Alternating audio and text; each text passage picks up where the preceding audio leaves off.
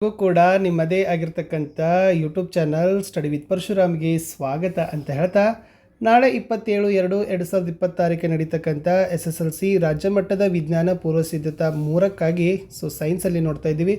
Already ಒಂದು model question ಪೇಪರ್ನ ಬಿಡಿಸಿದ್ದೀನಿ. ಈ ವಿಡಿಯೋದಲ್ಲಿ ಫಿಸಿಕ್ಸ್ನ ಎಲ್ಲ ಟಾಪಿಕ್ಗಳನ್ನು ಕವರ್ ಮಾಡ್ತಾ ಇದ್ದೀನಿ. ಇದೇ ಥರ ಕೆಮಿಸ್ಟ್ರಿ ಮತ್ತು ಬಯಾಲಜಿ ಬರ್ತದೆ, ಅದನ್ನು ಕೂಡ ಖಂಡಿತವಾಗಿ ನೋಡಿ ಅಂತ ಹೇಳ್ತಾ, ಮೋಸ್ಟ್ ಇಂಪಾರ್ಟೆಂಟ್ ಇದ್ದಾವೆ ಕೆಲವು ಕನ್ಸೆಪ್ಟ್ಗಳಂತೂ ಕೂಡ ಏನಾದರೂ ಒಂದು ಅಪ್ಲೈಡ್ ಒಂದೆರಡು ಬರದೇ ಇದ್ದರೆ, ಬಟ್ ಏನೆಲ್ಲ ಕನ್ಸೆಪ್ಟ್ ಕೇಳಿದ್ದಾರೆ, ಥಿಯರಿ ಕೇಳಿದ್ದಾರೆ, ಅವೆಲ್ಲವುಗಳನ್ನು ಕವರ್ ಮಾಡಿದ್ದೀನಿ. ಲಾಸ್ಟ್ವರೆಗೂ ನೋಡಿ. ಕೆಮಿಸ್ಟ್ರಿ ಮತ್ತು ಬಯಾಲಜಿಗಳಿಗಾಗಿ ವೇಟ್ ಮಾಡಿ ಅಂತ ಹೇಳ್ತಾ, ರಾತ್ರಿ 9 ಗಂಟೆಗೆ ಲೈವ್ ಕ್ಲಾಸ್ ಇರ್ತದೆ ಫ್ರೀಯಾಗಿ. ಸೊ ಬಂದು ಜಾಯ್ನ್ ಆಗಿ. ವಾಟ್ಸಪ್ ಗ್ರೂಪ್ ಮತ್ತು ಟೆಲಿಗ್ರಾಮ್ ಚಾನಲ್ ಲಿಂಕ್ ಕೊಡ್ತೀನಿ, ಅದರಲ್ಲಿ ಲಿಂಕ್ಗಳನ್ನು ಶೇರ್ ಮಾಡ್ತೀನಿ ಅಂತ ಹೇಳ್ತಾ, ಫಸ್ಟ್ ಏಕಮಾನಗಳನ್ನು ಚೆನ್ನಾಗಿ ಬಾಹೆಟ್ ಮಾಡ್ಕೊಂಡು ಹೋಗಿ. ವಿಭವಾಂತರ ವೋಲ್ಟ್, ವಿದ್ಯುತ್ ಪ್ರವಾಹ ಆಂಪಿಯರ್, ವಿದ್ಯುತ್ ಆವೇಶ ಕೂಲಾಮ್, ರೋಧ ಓಮ್, ರೋಧಶೀಲತೆ ಓಮ್ ಮೀಟರ್, ವಿದ್ಯುತ್ ಸಾಮರ್ಥ್ಯ ವ್ಯಾಟ್, ವಿದ್ಯುತ್ ಶಕ್ತಿಯ ವ್ಯಾವಹಾರಿಕ ಏಕಮಾನ ಕಿಲೋ ವ್ಯಾಟ್ ಗಂಟೆ, ಒಂದಂತೂ ಫಿಕ್ಸ್ ಆಗಿ ಬರ್ತದೆ. ಇನ್ನು ಸ್ವಲ್ಪ ಇದು ಕಾಣಿಸ್ತಾ ಇರ್ಬೋದು, ನಿಮ್ಮ ಪುಸ್ತಕದಲ್ಲಿ ಕೂಡ ವಿದ್ಯುತ್ ಶಕ್ತಿ ಪಾಠದಲ್ಲಿ 7 ಚಿಹ್ನೆಗಳು ಇದ್ದಾವೆ. ಓಕೆನಾ? 7 ಚಿಹ್ನೆಗಳು ವಿದ್ಯುತ್ ಶಕ್ತಿಯಲ್ಲಿ: ವಿದ್ಯುತ್ ಕೋಶ, ಶುಷ್ಕ ಕೋಶ, ಪ್ಲಗ್ ಕೀ ತೆರೆದ, ಪ್ಲಗ್ ಕೀ ಮುಚ್ಚಿದ, ತಂತಿ ಸೇರೋ ಸ್ಥಳ, ಸೇರ್ಪಡೆ ಇಲ್ಲದೆ ದಾಟಿದ ತಂತಿ, ವಿದ್ಯುತ್ ಬಲ್ಬ್, ರೋಧ ಆರ್, ಬದಲಾಯಿಸಬಹುದಾದ ರೋಧ, ರಿಯೋಸ್ಟ್ಯಾಟ್, ಆಮಿಮೀಟರ್, ವೋಲ್ಟಮೀಟರ್. ಇದು ಕೂಡ ಮೋಸ್ಟ್ ಇಂಪಾರ್ಟೆಂಟ್ ಆಗಿರ್ತಕ್ಕಂಥ ವಿದ್ಯುತ್ ಶಕ್ತಿಯಲ್ಲಿರ್ತಕ್ಕಂಥ ಸಾಧನಗಳ ಚಿಹ್ನೆ ಇತ್ತು. ಇನ್ನು ಸ್ವಲ್ಪ ನಿಯಮಗಳನ್ನು ನೋಡ್ಕೊಂಡು ಹೋಗೋಣ. ಫಸ್ಟ್ ನೋಡೋಣ ಬಲಗೈ ಹೆಬ್ಬೆರಳು ನಿಯಮ. ಅದೇನು ಹೇಳ್ತದಪ್ಪ ಅಂದ್ರೆ, ಹೆಬ್ಬೆರಳು ವಿದ್ಯುತ್ ಪ್ರವಾಹದ ದಿಕ್ಕು, ಉಳಿದ ಬೆರಳುಗಳು ಕಾಂತಕ್ಷೇತ್ರದ ದಿಕ್ಕನ್ನು ಸೂಚಿಸೋದೇ ಬಲಗೈ ಹೆಬ್ಬೆರಳ ನಿಯಮ. ಫ್ಲೆಮಿಂಗನ ಎಡಗೈ ನಿಯಮ ಏನು ಹೇಳ್ತದೆ? ವಾಹಕದ ಮೇಲೆ ವರ್ತಿಸುವ ಬಲದ ದಿಕ್ಕು ಹೆಬ್ಬೆರಳು, ತೋರು ಬೆರಳು ಕಾಂತಕ್ಷೇತ್ರದ ದಿಕ್ಕು, ಮಧ್ಯದ ಬೆರಳು ವಿದ್ಯುತ್ ಪ್ರವಾಹದ ದಿಕ್ಕು. ಪ್ರತಿಫಲನದ ನಿಯಮಗಳು 2 ಇದ್ದಾವೆ. ಸೊ ಅದು ಮೋಸ್ಟ್ ಇಂಪಾರ್ಟೆಂಟ್ ಇತ್ತು. ಎಸ್, ಒಂದನೇದು ಏನು ಹೇಳ್ತದೆ? ಪತನ ಕೋನ ಪ್ರತಿಫಲನ ಕೋನಕ್ಕೆ ಸಮ. ಎರಡನೇದು, ಪತನ ಕಿರಣ ಪ್ರತಿಫಲಿತ ಕಿರಣ ಅಥವಾ ಪತನ ಬಿಂದುವಿನಲ್ಲಿ ಎಳೆದ ಲಂಬ ಒಂದೇ ಸಮತಲದಲ್ಲಿನೇ ಇರೋದು. ಬೆಳಕಿನ ವಕ್ರೀಭವನದ ನಿಯಮಗಳು. ಫಸ್ಟ್ ಒನ್, ಪತನ ಕಿರಣ, ವಕ್ರೀಮ ಕಿರಣ ಪತನ ಬಿಂದುವಿನಲ್ಲಿ ಎಳೆದ ಲಂಬ ಒಂದೇ ಸಮತಲದಲ್ಲಿರ್ತಾವೆ. ಪತನ ಕೋನದ ಸೈನು, ವಕ್ರೀಮ ಕೋನದ ಸೈನುಗಳ ಅನುಪಾತ ಸ್ಥಿರನೇ ಇರ್ತದೆ. ಓಮ್ನ ನಿಯಮದ ಗಣಿತೀಯ ಸೂತ್ರ I=VR. ಜೌಲನ ಉಷ್ಣೋತ್ಪಾದನದ ಸೂತ್ರ H=I²RT. ಎರಡೂ ನಿಯಮಗಳನ್ನ ಸ್ವಲ್ಪ ಪುಸ್ತಕ ನೋಡಿ ಬಾಹೆಟ್ ಮಾಡಿ, ಖಂಡಿತವಾಗಿ ಅದು ಬಂದೇ ಬರ್ತದೆ. ಎಸ್, ಇನ್ನು ಮೋಸ್ಟ್ ಇಂಪಾರ್ಟೆಂಟ್ ಓವರ್ಲೋಡ್ ಏಕೆ ಆಗ್ತದೆ? ಸಜೀವ ತಂತಿ ತಟಸ್ಥ ತಂತಿಗಳ ನೇರ ಸಂಪರ್ಕ, ಒಂದೇ ಸಾಕೆಟ್ಗೆ ಹೆಚ್ಚು ಸಾಧನಗಳನ್ನು ಜೋಡಿಸೋದು, ಆಮೇಲೆ ದೋಷಪೂರಿತ ಉಪಕರಣಗಳನ್ನು ಬಳಕೆ ಮಾಡಿರೋದು. ಹಾಗಾದರೆ ಪರಿಹಾರ ಏನು? ಸಾಧನಗಳ ಸಮಾಂತರ ಜೋಡಣೆ ಮಾಡಬೇಕು. ಒಂದೇ ಸಾಕೆಟ್ಗೆ ಹಲವು ಸಾಧನಗಳನ್ನು ಜೋಡಿಸಬಾರದು. ಗುಣಮಟ್ಟದ ಸಾಧನಗಳನ್ನು ಬಳಸಬೇಕು ಅಂತ ಬರೆದ್ರೆ ಸಾಕು. ಇನ್ನು ಬತ್ತು ದೃಷ್ಟಿ ದೋಷ. ಅದರಲ್ಲಿ ಎಸ್, ದೂರದೃಷ್ಟಿನೂ ಬರ್ತದೆ, ಸಮೀಪ ದೃಷ್ಟಿನೂ ಬರ್ತದೆ. ಮೊದಲನೇದು ನೋಡೋಣ, ಸಮೀಪ ದೃಷ್ಟಿ ದೋಷ. ಇದಂದರೆ ಏನಪ್ಪ ಅಂದ್ರೆ, ಸಮೀಪದ ವಸ್ತುಗಳು ಸ್ಪಷ್ಟವಾಗಿ ಕಾಣಿ, ದೂರದ ವಸ್ತುಗಳು ಸ್ಪಷ್ಟವಾಗಿ ನೋಡಲು ಸಾಧ್ಯವಾಗದ ಸ್ಥಿತಿ. ಇದರ 2 ಲಕ್ಷಣಗಳಂದ್ರೆ, ಕಣ್ಣು ಗುಡ್ಡೆ ಉದ್ದವಾಗಿರೋದು, ಅಂದರೆ ಕಾರಣ ಕಣ್ಣಿನ ಮೊಸರದ ವಿಪರೀತ ವಕ್ರತೆ ಆಗಿರ್ತದೆ. ಸಮೀಪ ದೃಷ್ಟಿ ದೋಷವನ್ನು ನಿಮ್ನ ಮೊಸರವನ್ನು ಬಳಸಿ ಪರಿಹಾರವನ್ನು ಮಾಡೋದು. ಅದರದ್ದು ಒಂದು ಸ್ವಲ್ಪ ರೇಖಾಚಿತ್ರ ಬರ್ತದೆ ಕಣ್ಣಿಂದು, ಅದನ್ನು ಸ್ವಲ್ಪ ನೋಡ್ಕೊಡ್ರಿ. ಇನ್ನು ದೂರದೃಷ್ಟಿ ಅಂದರೆ, ದೂರದ ವಸ್ತುಗಳು ಸ್ಪಷ್ಟವಾಗಿ, ಹತ್ತಿರದ ವಸ್ತುಗಳನ್ನು ಸ್ಪಷ್ಟವಾಗಿ ನೋಡಲು ಸಾಧ್ಯವಾಗದ ಸ್ಥಿತಿ. ಇದರ ಲಕ್ಷಣಗಳು: ಮೊಸರದ ಸಂಗಮ ದೂರ ಅಧಿಕವಾಗಿರ್ತದೆ, ಕಣ್ಣು ಗುಡ್ಡೆ ಚಿಕ್ಕದಾಗಿರ್ತದೆ. ಪರಿಹಾರ ಪೀನ ಮೊಸರವನ್ನು ಬಳಕೆ ಮಾಡಿ ದೂರದೃಷ್ಟಿಯನ್ನು ನಿವಾರಣೆಯನ್ನು ಮಾಡ್ತೀವಿ. ಸ್ವಲ್ಪ ಆಮಿಮೀಟರ್ ಬಗ್ಗೆ ನೋಡ್ಕೊಡ್ರಿ. ಇದೇನು ಮಾಡ್ತದೆ? ವಿದ್ಯುತ್ ಪ್ರವಾಹದ ದರವನ್ನು ಅಳಿತದೆ. ಇದನ್ನು ಸರಣಿ ಕ್ರಮದಲ್ಲಿ ಜೋಡಿಸ್ತಾರೆ. ವೋಲ್ಟಮೀಟರ್ ವಿಭವಾಂತರ ಅಳಿತದೆ. ಇದನ್ನು ಸಮಾಂತರ ಕ್ರಮದಲ್ಲಿ ಜೋಡಿಸ್ತಾರೆ. ಪರಿವರ್ತಿತ ರೋಧ ಅಂದರೆ, ವಿದ್ಯುತ್ ವಿಭವಾಂತರದ ಮೂಲವನ್ನು ಬದಲಾಯಿಸದೆ ವಿದ್ಯುತ್ ಪ್ರವಾಹವನ್ನು ನಿಯಂತ್ರಿಸಲು ಉಪಯೋಗಿಸುವ ಉಪಕರಣ. ಇನ್ನು ರಿಯೋಸ್ಟಾಟ್ ಅಂದರೆ, ವಿದ್ಯುತ್ ಮಂಡಲದಲ್ಲಿ ಅನೇಕ ಬಾರಿ ರೋಧವನ್ನು ಬದಲಾಯಿಸಲಿಕ್ಕೇ ಬಳಸೋದು. Rheostat is the right answer. Next ಹೋಗೋಣ. ನಕ್ಷತ್ರಗಳು ಮಿನುಗ್ತಾವೆ ಏಕೆ? ನಕ್ಷತ್ರಗಳ ಬೆಳಕು ವಾತಾವರಣದಲ್ಲಿ ವಕ್ರೀಭವನವನ್ನು ಹೊಂದುತ್ತದೆ. ನೆಕ್ಸ್ಟ್ ಕ್ವಶನ್ ಇತ್ತು, ಗಗನಯಾತ್ರಿಗಳಿಗೆ ಆಕಾಶ ಕಪ್ಪಾಗಿ ಏಕೆ ಕಾಣ್ತದೆ? ಅಲ್ಲಿ ವಾತಾವರಣ ಇರೋದಿಲ್ಲ, ಹಾಗಾಗಿ ಬೆಳಕು ಚದುರೋದೇ ಇಲ್ಲ ಅನ್ನೋದು ಉತ್ತರ. ಇನ್ನು ಶುಭ್ರ ಆಕಾಶದ ಬಣ್ಣ ನೀಲಿನೇ ಏಕಾಗಿರ್ತದೆ? ವಾತಾವರಣದಲ್ಲಿನ ಅತಿ ಸೂಕ್ಷ್ಮ ಕಣಗಳು ಹೆಚ್ಚು ನೀಲಿ ಬೆಳಕನ್ನು ಚದುರಿಕೆಯನ್ನು ಮಾಡ್ತದೆ. ಇನ್ನು ಅಪಾಯದ ಸಂಕೇತ ದೀಪಗಳಲ್ಲಿ ಕೆಂಪು ಬಣ್ಣದಲ್ಲೇ ಏಕೆ ಇರ್ತದೆ? ಬಿಕಾಸ್ ಕೆಂಪು ಬೆಳಕು ಕನಿಷ್ಠ ಚದುರ್ತದ, ದೂರದಿಂದಲೂ ಅದೇ ಬಣ್ಣವನ್ನು ಗೋಚರಿಸ್ತದೆ, ಆ ಕಾರಣಕ್ಕಾಗಿ.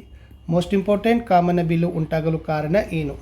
ಮಳೆಯ ನೀರಿನ ಹನಿಗಳಲ್ಲಿ ವಕ್ರೀಭವನ, ಬೆಳಕಿನ ಚದುರುವಿಕೆ, ಆಂತರಿಕ ಪ್ರತಿಫಲನ, ವಕ್ರೀಭವನ ನಡೆದು ಕಾಮನ ಬಿಲ್ಲು ಉಂಟಾಗ್ತದೆ ಅನ್ನೋದನ್ನು ವಿವರಣೆ ಮಾಡಿ ಬರೆದ್ರೆ ಸಾಕು. ಇನ್ನು ಮೋಸ್ಟ್ ಇಂಪಾರ್ಟೆಂಟ್, ವಿದ್ಯುತ್ನ ಫ್ಯೂಸ್. ಎಸ್, ಏನು ವಿದ್ಯುತ್ನ ಫ್ಯೂಸ್ ಅಂದರೆ ಹೆಚ್ಚಿನ ಪ್ರಮಾಣದ ವಿದ್ಯುತ್ ಪ್ರವಹಿಸಿದರೆ ಉಷ್ಣದ ಪರಿಣಾಮದಿಂದ ತಂತಿ ಕರಗಿ ಮಂಡಲವನ್ನು ಕಡಿತ ಮಾಡ್ತದೆ. ಈ ಫ್ಯೂಸ್ನಿಂದ ಸಾಧನಗಳು ಹಾಳಾಗೋದೇ ಇಲ್ಲ. ಇನ್ನು ಜೌಲನ ಉಷ್ಣೋತ್ಪಾದನಾ ನಿಯಮ ಹೇಳಿದ್ದೀನಿ. ಎಸ್, ಅದನ್ನು ಅನ್ವಯಿಸಿ ಕೆಲಸ ಮಾಡ್ತಕ್ಕಂಥ ಸಾಧನಗಳು ವಿದ್ಯುತ್ ಇಸ್ತ್ರಿ ಪೆಟ್ಟಿಗೆ ಬರ್ತದೆ, ವಿದ್ಯುತ್ ಒಲೆ ಬರ್ತದೆ, ವಿದ್ಯುತ್ ಹೀಟರ್ ಬರ್ತದೆ, ವಿದ್ಯುತ್ ಬಲ್ಬ್ ಬರ್ತದೆ ಮತ್ತು ವಿದ್ಯುತ್ನ ಫ್ಯೂಸ್ ಬರ್ತದೆ. ಇನ್ನು ವಾಹಕದ ರೋಧ ಅವಲಂಬಿಸಿರ್ತಕ್ಕಂಥ 4 ಅಂಶಗಳನ್ನು ಕೇಳಿದ್ರೆ ವಾಹಕದ ಉದ್ದ, ವಾಹಕದ ಅಡ್ಡ ಕೊಯ್ತ, ತಾಪ ಮತ್ತು ಪ್ರಾಕೃತಿಕ ಗುಣ ಅಂತ ಬರ್ತದೆ. ವಸ್ತು ಅಂತಿದೆ, ಅದನ್ನು ಸ್ವಲ್ಪ ನೋಡ್ಕೊಡ್ರಿ. ಇನ್ನು ಕಣ್ಣಿನ ಭಾಗದಲ್ಲಿರ್ತಕ್ಕಂಥ ಕಾರ್ಯಗಳ ಕೆಲಸ. ಪಾಪೆ ಏನು ಮಾಡ್ತದೆ? ಕಣ್ಣಿನೊಳಗೆ ಪ್ರವೇಶಿಸುವ ಬೆಳಕಿನ ಪ್ರಮಾಣವನ್ನು ನಿಯಂತ್ರಣ ಮಾಡ್ತದೆ. ಐರಿಸ್ ಕಣ್ಣು ಪಾಪೆಯ ಗಾತ್ರವನ್ನು ನಿಯಂತ್ರಿಸ್ತದೆ. ಮಸೂರ ವಸ್ತುವಿನ ತಲೆ ಕೆಳಕಾದ ಸತ್ಯ ಪ್ರತಿಬಿಂಬವನ್ನು ಅಕ್ಷಿಪಟಲದ ಮೇಲೆ ಉಂಟು ಮಾಡ್ತದೆ.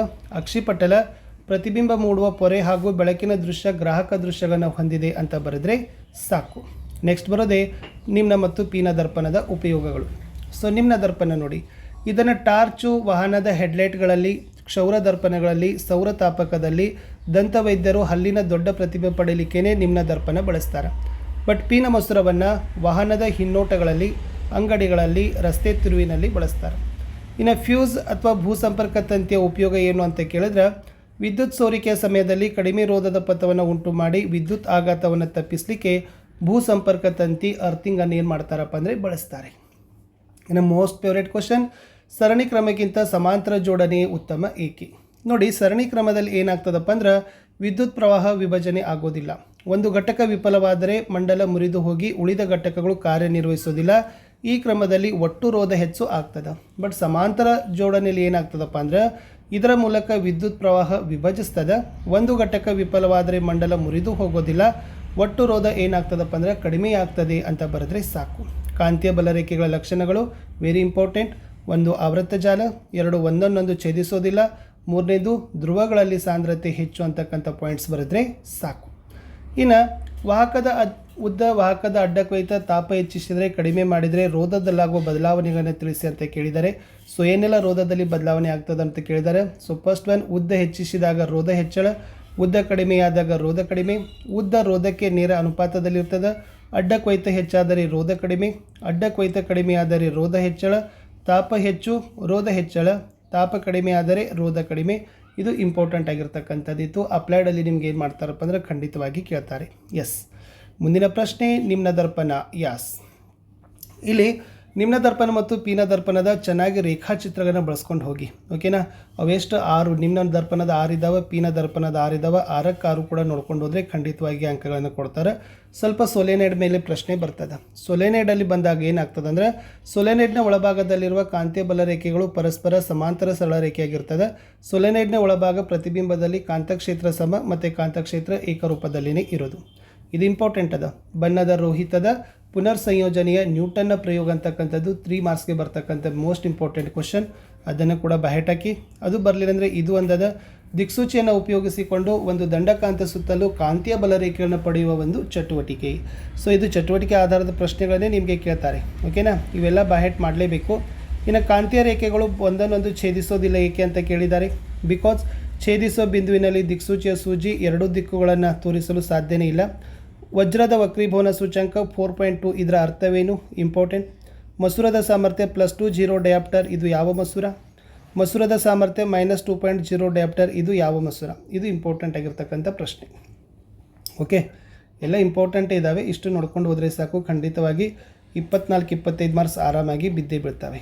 ಮುಂದಿನ ಪ್ರಶ್ನೆ, ಈ ಮಸೂರಗಳಲ್ಲಿ ನಿಮಗೆ ಡೆಫಿನೇಷನ್ಸ್ ಬರ್ತಾವೆ, ಅದನ್ನು ನೀವು ಚೆನ್ನಾಗಿ ನೋಡ್ಕೊಂಡು ಹೋಗಬೇಕು. ಸತ್ಯ ಪ್ರತಿಬಿಂಬ, ಓಕೆ, ಮಿಥ್ಯ ಪ್ರತಿಬಿಂಬ, ವಕ್ರೀಭವನ ಸೂಚ್ಯಂಕ, ಮಸೂರದ ಸಾಮರ್ಥ್ಯ ವೆರಿ ಮೋಸ್ಟ್ ಇಂಪಾರ್ಟೆಂಟ್. ಕಣ್ಣಿನ ಹೊಂದಾಣಿಕೆ ಸಾಮರ್ಥ್ಯ, ಕಣ್ಣಿನ ಮಸೂರದ ಸಂಗಮ ದೂರ ಹೊಂದಾಣಿಕೆ ಮಾಡುವ ಮಸೂರದ ಸಾಮರ್ಥ್ಯ. ಬೆಳಕಿನ ವರ್ಣ ವಿಭಜನೆ, ಟೆಂಡಾಲ್ ಪರಿಣಾಮ ನೋಡ್ಕೊಂಡೋಗಿ ವೆರಿ ಇಂಪಾರ್ಟೆಂಟ್. ಓಕೆನಾ? ಆಮೇಲೆ ಇವು ಡೆಫಿನೇಷನ್ಸ್ಗಳನ್ನು ಕೂಡ ನಿಮಗೆ ಕೇಳ್ಬೋದು. ಪ್ರಧಾನ ಅಕ್ಷಾಂಶ ಅಂದರೆ ಏನು? ಪ್ರಧಾನ ಸಂಗಮ, ಸಂಗಮ ದೂರ, ದ್ಯುತಿರಂಧ್ರ, ವಿದ್ಯುತ್ ಸಾಮರ್ಥ್ಯ, ಬೆಳಕಿನ ವಕ್ರೀಭವನ, ಬೆಳಕಿನ ಪ್ರತಿಫಲನ, ಅರ್ಪರ್ಚರ್, ಇವೆಲ್ಲ ಬೈಪಟ್ ಮಾಡಲೇಬೇಕಾಗಿರ್ತಕ್ಕಂಥ ಪಾಯಿಂಟ್ಸು. ಸೊಲೆನೈಡ್ ಬಗ್ಗೆ ಹೇಳಿದ್ದೀನಿ. ಸೊ ಸೊಲೆನೈಡ್ ಮೇಲೆ ಯಾವತ್ತೂ ಕೂಡ ಪ್ರಶ್ನೆಗಳು ಬರ್ತವೆ, ಇಂಪಾರ್ಟೆಂಟ್. ಇನ್ನು ವಿದ್ಯುತ್ ಹರಿತಕ್ಕಂಥ ವಾಹಕ ಕಾಂತಕ್ಷೇತ್ರದಲ್ಲಿ ಇಟ್ಟಾಗ ಅದು ಬಲ ಅನುಭವಿಸ್ತದೆ, ಇದು very very most important. Last ಇಲ್ಲಿ ಏನು ಮಾಡಿದಾರಪ್ಪ ಅಂದ್ರೆ ಅಪ್ಲೈಡ್ ಕ್ವಶನ್ಸ್ ಇದ್ದಾವೆ. ನಿಮ್ನ ಮಸೂರ, ಪೀನ ಮಸೂರ, ಬೆಳಕಿನ ಬಗ್ಗೆ ಒಂದು ಕಿರಣ ಓರೆಯಾಗಿ ಚಲಿಸಿದಾಗ ಅಂತ ಕೇಳಿದರು.